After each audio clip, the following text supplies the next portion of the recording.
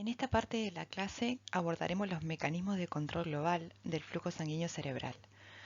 En particular, veremos las características de la hemodinamia de este lecho vascular, el control miogénico y la autorregulación frente a cambios de la presión arterial, y la modulación por cambios en la presión parcial de anhídrido carbónico y por lo tanto del pH, así como por la modulación de la presión parcial de oxígeno.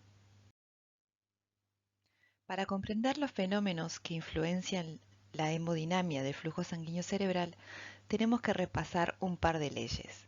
La primera de ellas es la ley de Ohm, que establece que el flujo va a ser proporcional a la diferencia entre la presión de entrada y la presión de salida de ese vaso, dividida por la resistencia que esté presente al flujo. En el cerebro, la diferencia de presión es la denominada presión de perfusión cerebral, que va a estar dada por la diferencia entre la presión arterial sistémica y la presión venosa sistémica, tanto presión de entrada como de salida respectivamente. La presión venosa sistémica normalmente es relativamente baja y se encuentra entre los 2 y los 5 milímetros de mercurio y va a ser influenciada fundamentalmente por la presión intracraneal, o sea, la presión que haya dentro del cráneo. Por lo tanto, la diferencia de presión va a estar calculada como la diferencia entre la presión arterial sistémica y tanto la presión intracraneana o la presión venosa. Cualquiera de ellas que tenga un valor superior va a ser la que va a estar influenciando el flujo sanguíneo cerebral. El flujo sanguíneo también es estimado por la ley de Poiseuille, que establece que el flujo está directamente relacionado con el gradiente de presión y con la cuarta potencia del radio del vaso, e inversamente proporcional a la viscosidad de la sangre y la longitud del vaso. Así podemos ver que el radio es el principal determinante del flujo sanguíneo, ya que incluso pequeños cambios en el diámetro de los vasos pueden provocar cambios significativos en el flujo sanguíneo cerebral. Abajo vemos una imagen donde se puede apreciar claramente cómo pequeños cambios en el diámetro de los vasos impactan enormemente en el flujo sanguíneo. El suministro de oxígeno cerebral es una función del flujo sanguíneo cerebral y del contenido de oxígeno de la sangre. El flujo sanguíneo cerebral depende de la presión de perfusión cerebral y es inversamente proporcional a la resistencia cerebrovascular. Otra manera de pensar en el flujo sanguíneo cerebral es a través del establecimiento de un gradiente de presión entre las arterias que suministran la sangre al cerebro, por ejemplo, la presión arterial media y el sistema venoso cerebral. Este último teniendo un nivel de presión muy similar a la presión intracraneal. La resistencia vascular cerebral refleja el tono del músculo liso de los vasos, que es influenciado parcialmente por la presión arterial media. Si la presión de perfusión cerebral aumenta o disminuye, el reflejo miogénico va a resultar en una vasoconstricción o vasodilatación respectivamente.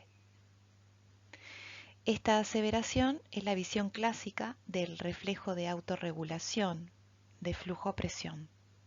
Si la presión intracraneal es estable, entonces la presión de perfusión cerebral es reemplazable en esta ecuación por la presión arterial media.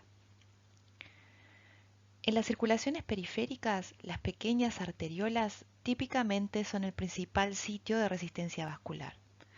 Sin embargo, en el cerebro, tanto las arterias grandes como las pequeñas arteriolas contribuyen significativamente a la resistencia vascular.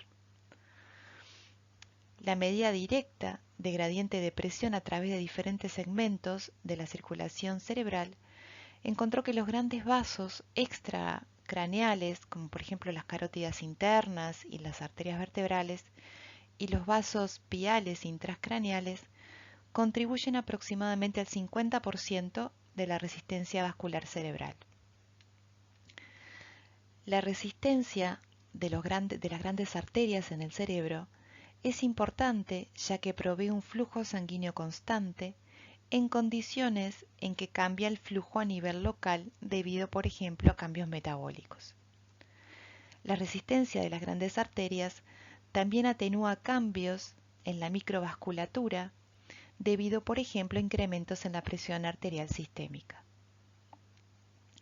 Así, esta resistencia vascular a nivel cerebral es un mecanismo de protección que ayuda a proveer un flujo sanguíneo constante en el órgano que tiene una elevada demanda metabólica sin provocar alteraciones hidrostáticas patológicas. En general, el flujo sanguíneo cerebral está regulado básicamente por 4 mecanismos: mecanismo miogénico, neurogénico, endotelial y procesos metabólicos, como veremos más adelante. Otro elemento importante a tener en cuenta es que la vasculatura cerebral se encuentra en un continente rígido que es el cráneo, en conjuntamente, ¿verdad?, con el parénquima cerebral y los compartimientos del líquido cefalorraquídeo. Debido a que el cráneo rígido tiene un volumen total fijo, la vasodilatación o un incremento en el volumen vascular en una región del cerebro debe ser compensada con cambios recíprocos en el volumen en alguna otra zona del cráneo. Este control estrecho del volumen sanguíneo cerebral es esencial para evitar el aumento de la presión intracraneal. Como vimos, en la parte superior tenemos la ecuación de que la presión de perfusión cerebral depende de la presión arterial media y de la presión a nivel intracraneal. Por ejemplo, la presión intracraneal puede verse aumentada por sangrados intracraneales, por un edema cerebral o un tumor localizado allí. Este aumento puede provocar disfunciones neurológicas como resultado de una restricción del flujo sanguíneo a nivel local o general debido a la compresión vascular que eso genera, como podemos apreciar en el esquema. Entonces, esto provoca una disminución de la presión de perfusión cerebral porque la diferencia entre la presión de entrada y de salida disminuye y por lo tanto también conlleva a una reducción del flujo sanguíneo del parénquima. En este diagrama se muestra en forma muy esquemática las interacciones dinámicas entre los compartimentos intracraneales. Pequeños cambios en el volumen de uno o más de estos compartimentos puede ser tolerado con una disminución recíproca en uno u otro de estos volúmenes. Esta compensación para pequeños aumentos en el volumen entre estos 3 compartimentos, entre la sangre arterial y venosa, el líquido cefalorraquídeo y el tejido cerebral, se conoce como la doctrina de Monroe-Kelly. En estados patológicos, como cuando aumenta el volumen intracraneal como consecuencia del crecimiento de un tumor, por ejemplo, los mecanismos compensadores se encuentran limitados, incluyendo, por ejemplo, primero, llevar líquido cefalorraquídeo fuera del sistema ventricular hacia el espacio subaracnoideo lumbar y al espacio subaracnoideo perióptico. Segundo, llevar flujo sanguíneo fuera del cerebro a través de las venas yugulares internas y de regreso al corazón. Una vez que estos mecanismos compensadores se encuentran exhaustos, la presión intracraneal comienza a aumentar. Al aumentar la presión intracraneana, se producen gradientes de presión que van a resultar finalmente en una herniación del tejido cerebral si no se establecen mecanismos de intervención de emergencia a tiempo. Esto nos permite ver entonces la importancia de lograr el mantenimiento de una presión intracraneana estable y dentro de los límites fisiológicos.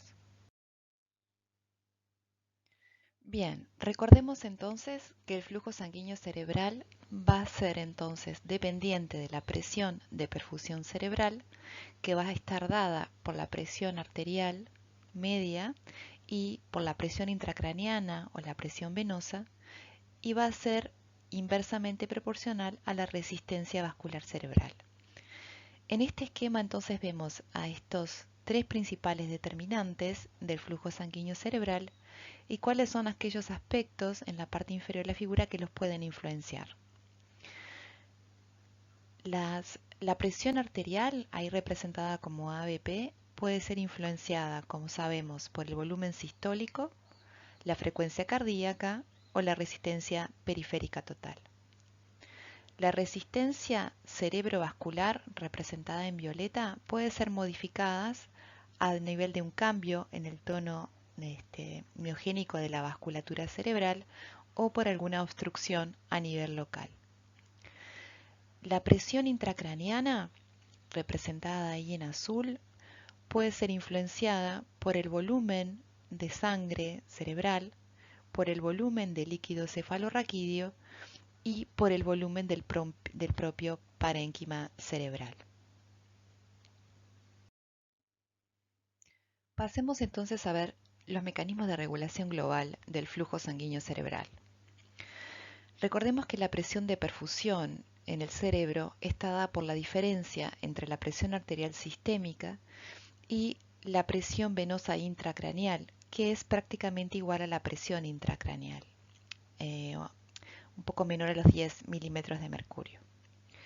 Una disminución en el flujo sanguíneo cerebral podría resultar de una caída en la presión arterial o de un aumento de la presión intracraneal.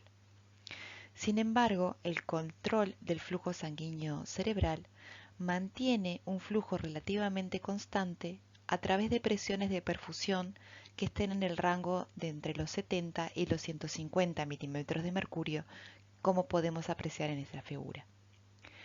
Esta constancia del flujo sanguíneo en este rango de presiones es lo que se denomina autorregulación y mantiene entonces un flujo sanguíneo cerebral relativamente constante en un amplio rango de presiones de perfusión.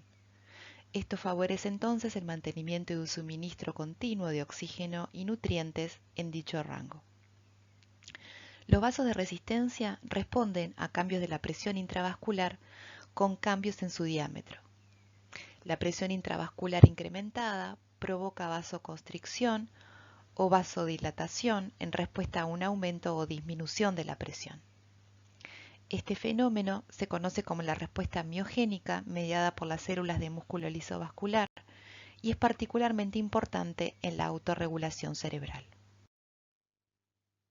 Aquí podemos observar qué es lo que ocurre con la autorregulación en pacientes que sufren hipertensión crónica. Esta condición está asociada con un movimiento hacia la derecha en el rango de presiones sobre la cual la autorregulación del flujo sanguíneo ocurre. Eso queda puesto en evidencia en el panel superior. Esto es debido porque a cualquier nivel de presión arterial, los vasos de resistencia del cerebro tienen diámetros más pequeños que los normales, como se pone en evidencia en el gráfico de abajo. Como consecuencia, las personas con hipertensión pueden tolerar presiones arteriales elevadas que podrían provocar daño vascular en personas saludables. Sin embargo, estos pacientes tienen el riesgo de tener un flujo sanguíneo reducido e hipoxia cerebral a presiones arteriales más bajas que las que son fácilmente toleradas por las personas sanas. Los vasos cerebrales de resistencia responden a cambios en la presión transmural. Aumentos en la presión llevan a la vasoconstricción, mientras que disminuciones en la presión producen vasodilatación. La respuesta miogénica es una propiedad intrínseca del músculo liso que responde a cambios en la carga mecánica o a la presión intravascular. Este es un componente crítico de la función de resistencia arterial y es más prominente en la circulación cerebral que en muchos otros lechos vasculares. El músculo liso, tanto de las arterias grandes como de las arteriolas pequeñas, se contrae en respuesta a aumentos entonces de la presión y se dilata en respuesta a disminuciones en la misma, contribuyendo entonces así a la autorregulación del flujo sanguíneo. Esta actividad miogénica innata también es importante para la función hemodinámica normal y para mantener la resistencia vascular, lo cual ayuda a proteger a las arteriolas más pequeñas y a los capilares debido a daños frente a cambios en las presiones de perfusión, y así también para ayudar a mantener la perfusión tisular durante periodos en que la presión arterial se vea disminuida. Cambios en la presión a nivel de las paredes de los vasos es sensado por mecanosensores a nivel de las células de músculo liso que llevan a la depolarización de sus membranas, aumento de calcio intracelular y la consiguiente constricción.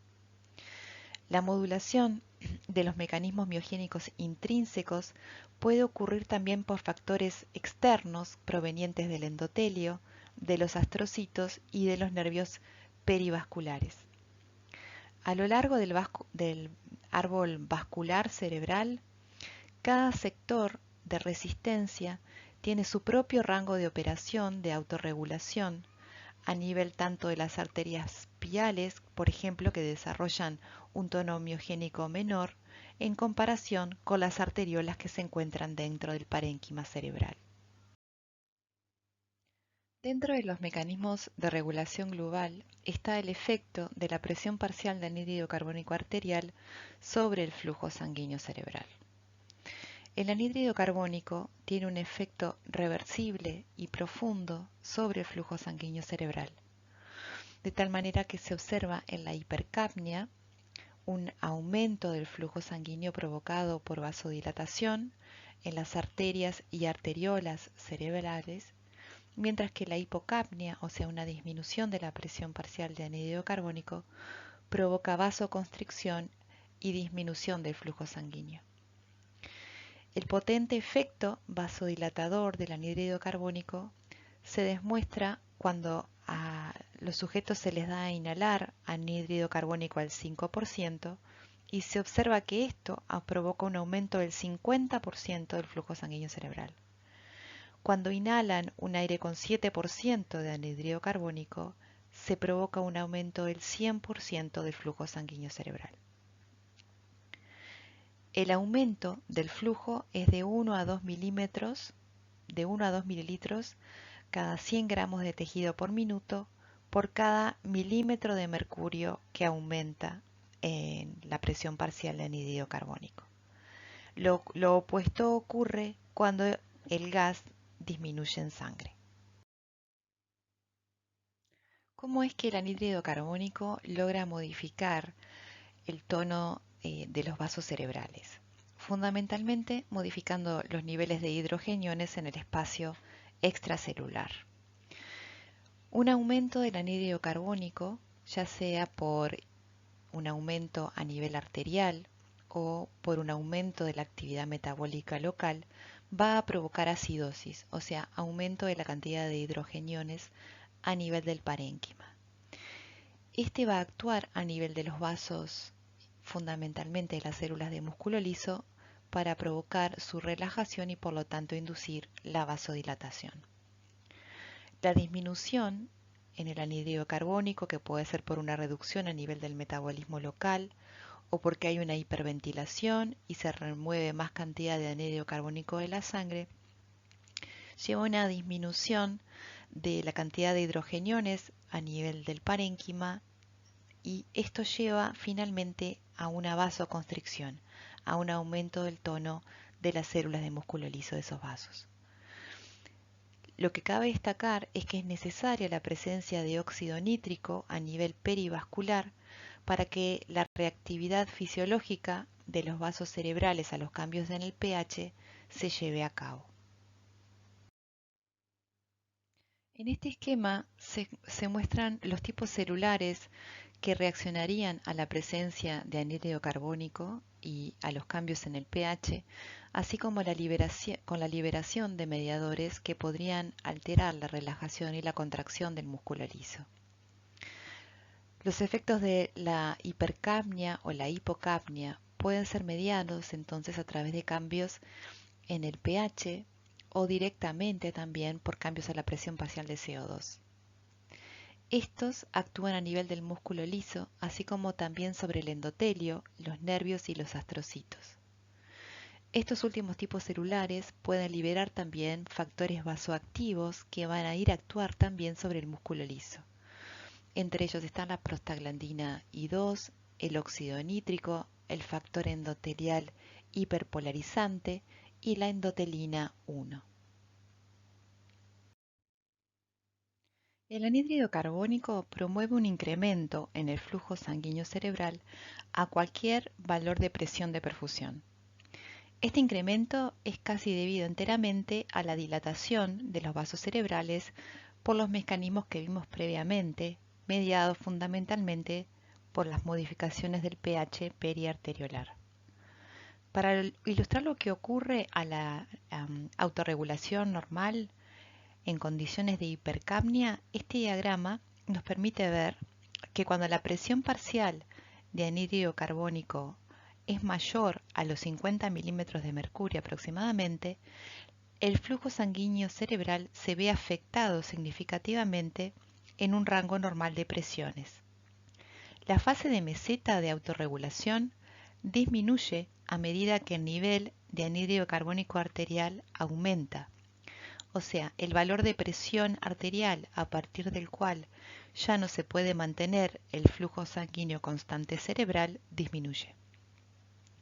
Sin embargo, el umbral inferior de la presión arterial media a partir de la cual se inicia la fase de meseta de autorregulación no se ve afectado por cambios en la presión parcial de anhídrido carbónico arterial.